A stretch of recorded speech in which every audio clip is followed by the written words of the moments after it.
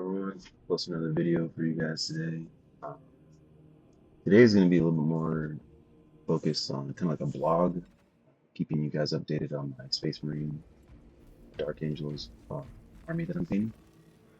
But just like in the last video I posted, I did earn enough points to buy a new weapon here, so I'm looking through them right here. And I was leaning on another melee weapon. I didn't really care for the knife. I don't really use it.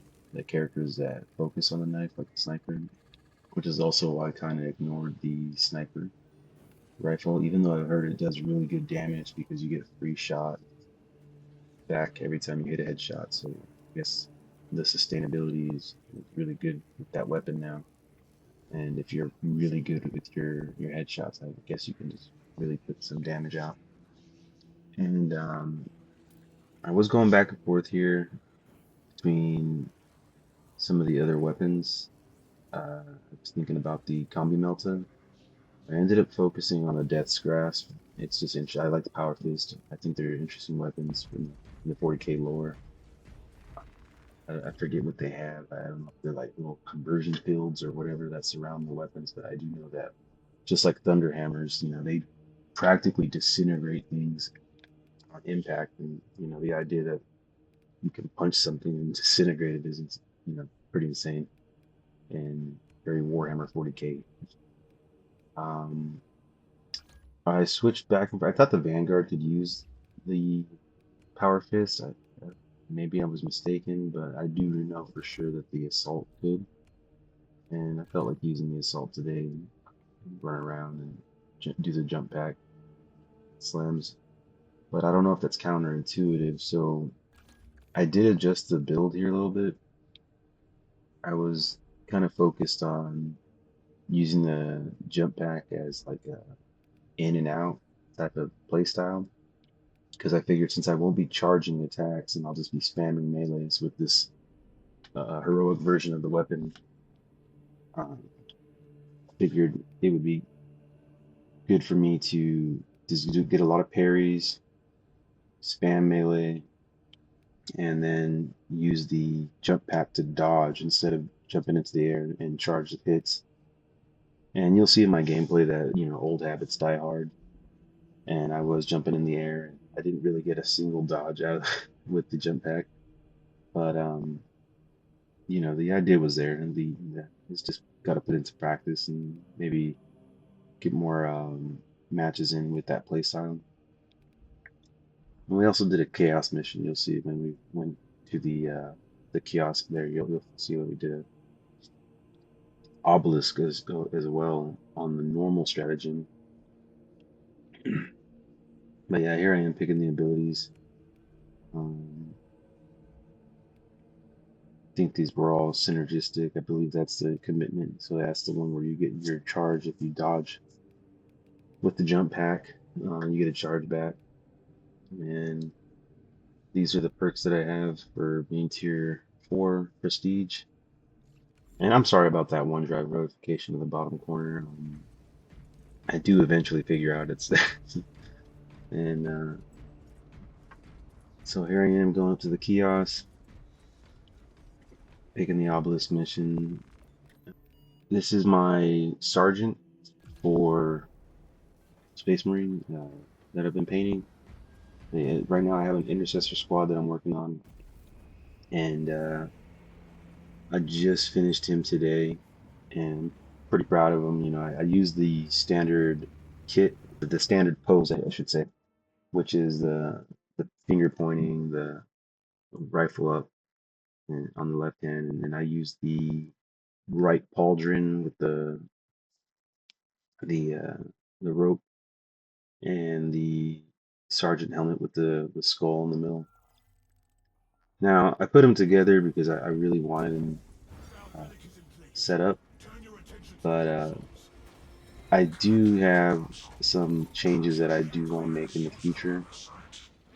And so far, so good, And I'm adding him to the pile here. I did find out when I walked into the Game Workshop store that I cannot use the Intercessor with the Pyrecaster because I guess he belongs to an assault squad, and He's not technically part of an intercessor squad. His weapons don't match. So, that was the free unit, for the paint workshop and walking to the store. I believe I said this story already, but I still have 5 more to go. But I think technically I have a kill team. I'd have to look into the rules more. But yeah, there they go. I got 6 units down, 5 more to go from the intercessor pack. I did purchase more Space Marines already because the idea was I would kit bash my own combat patrol, and the other half of the combat patrol, from what was being explained to me, is 5 Hellblasters and on top of the 3 intercessors. So I did go out and buy the Hellblaster squad, and I am pretty pumped to get into those, and paint some plasma weapons. I know the Dark Angels are famous for that, for using plasma weapons and having access to more, I wouldn't say advanced tech, but having a better stock armory when it comes to relic weapons and other things like that in the universe, because they were the first legion, and I guess the Emperor set them up really nice uh, when they started taking over the universe. But yeah, so hopefully these pictures weren't too distracting inside the gameplay. And speaking of the gameplay, I got into the middle of this match. They were already moving into the darkness here, and that's also part of the strategy. So it's just going to stay dark the whole time. And I was using um, the new Power Fist. So I was spamming melee. I know this is normal, but I'm noticing an immediate difference when it comes to how many hits I have to use to get some of the Chaos Space Marines and the Zangor, the Spearmen, the Horrors, all of them. I'm noticing they are becoming executable and a lot faster from spamming the melee. Um, I felt good about this mission. I feel overall I did get a lot of parries, and I was getting a lot of um, gun strikes, and I know that's because of the way this character is built. The parry window and parry perfect parry window is increased by 25% from one of the prestige perks that I picked. And yeah, just going through the gameplay, it felt good. It felt good, and I really do like that perk where if you get a execute on one enemy, you get a gun strike on the next. I feel like with the assault class, I don't know if you saw the perks that I picked out. You can get even more gun strike damage when you use the assault. So it just kind of chains into from one damage into the next, and it felt good. I felt like active. I felt I was always doing something.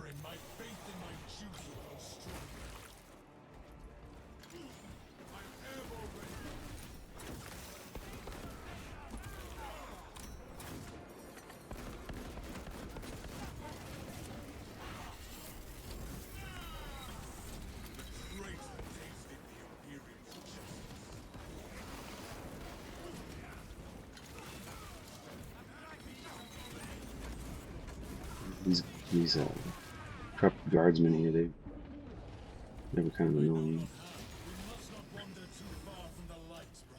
So believe I started carrying the relic here because I don't know if my teammates were unaware that there's no um, uh, like limit to standing there.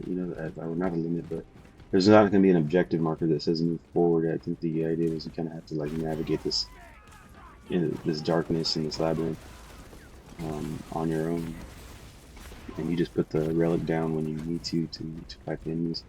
So I kind of took the initiative there and picked up the relic and moved forward, and we were already at the end of that phase of the mission and going into the one where you align the islands.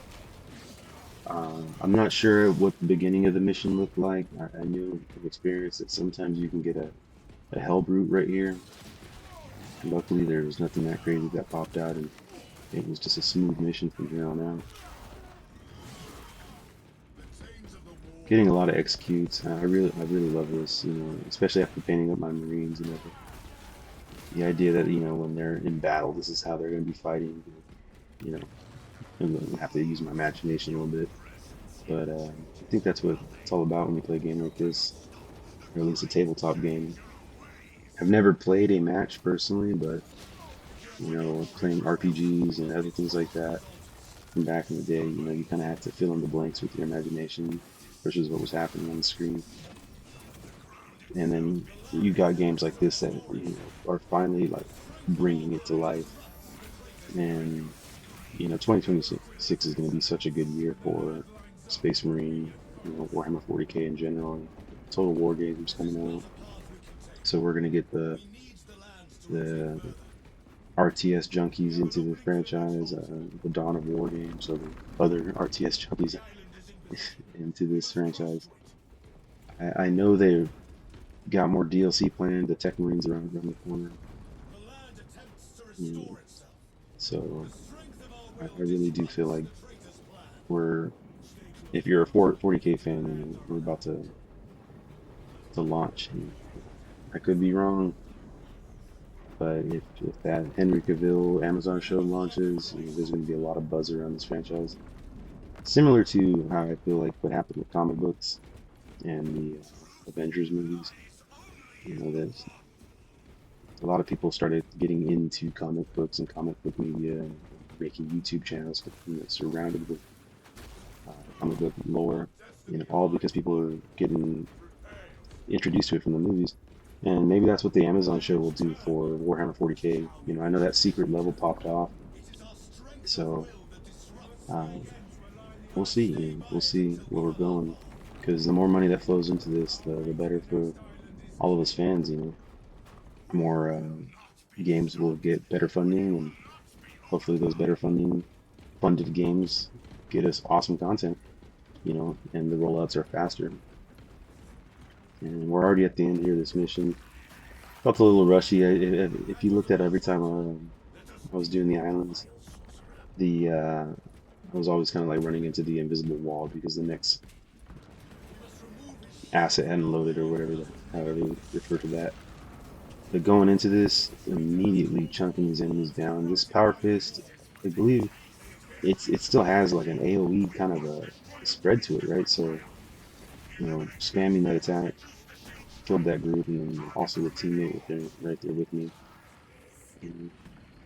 And if you remember the nightmare from my last attempt at this mission, where it was on the hard mode stratagem, where I got carried, I didn't do a single thing. So this time I wanted to be active with the objectives and shoot some of those eyeballs out and make sure the enemies don't start overwhelming us. And what a difference between normal and hard. Oh man, how did I miss that parry?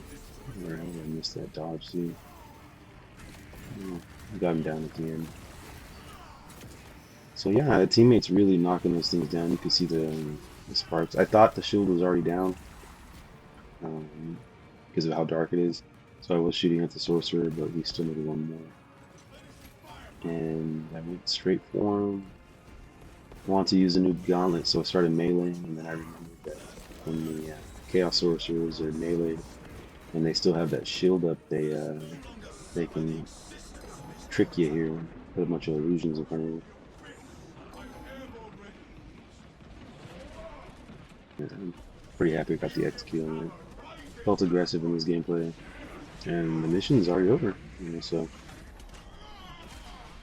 it wasn't so bad, and I believe I got my 200 stratagem points or 150 stratagem points, so I believe a couple more regular missions and I should have enough to buy another weapon. So maybe I'll get the sniper, maybe I'll get the combi melta.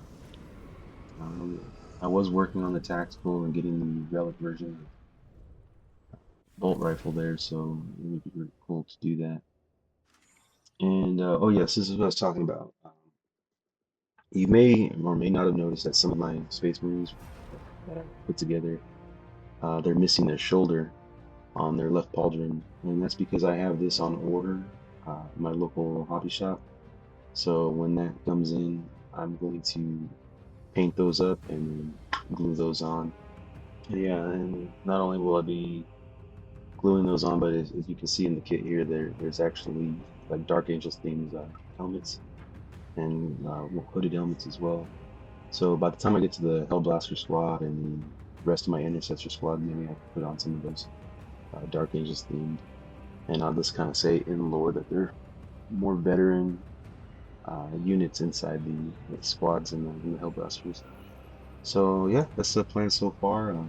If you made it this far in the video, thank you for watching, and I'll keep updating you with my painted minis and show you how that's going.